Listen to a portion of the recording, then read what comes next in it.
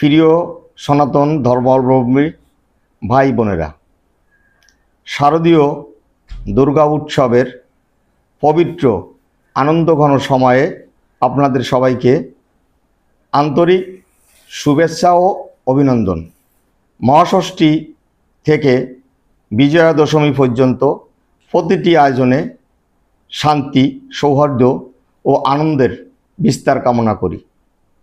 আমি এই এলাকারই সন্তান, আপনাদেরই সন্তান।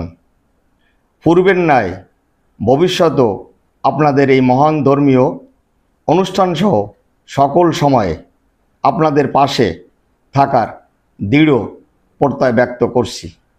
পূজা মণ্ডপ, পূজা উদযাপন কমিটি, স্বেচ্ছাসেবক এবং আগত ভক্ত দর্শনার্থীদের নিরাপত্তা, শৃঙ্খলা ও স্বাচ্ছন্দ্যের বিষয়ে আমার পক্ষ থেকে সর্বোচ্চ সহযোগিতা অব্যাহত থাকবে।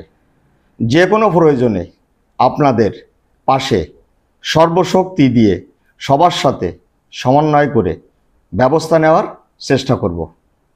ধর্ম যার যার, উৎসব সবার, এই চেতনাকে সামনে রেখে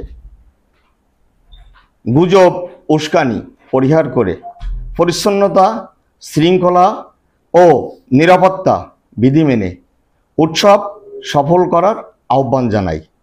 মা দুর্গার কৃপায় আমাদের মংলা উপকূল শান্তি, সম্প্রীতি ও সমৃদ্ধিতে আলোকিত হোক।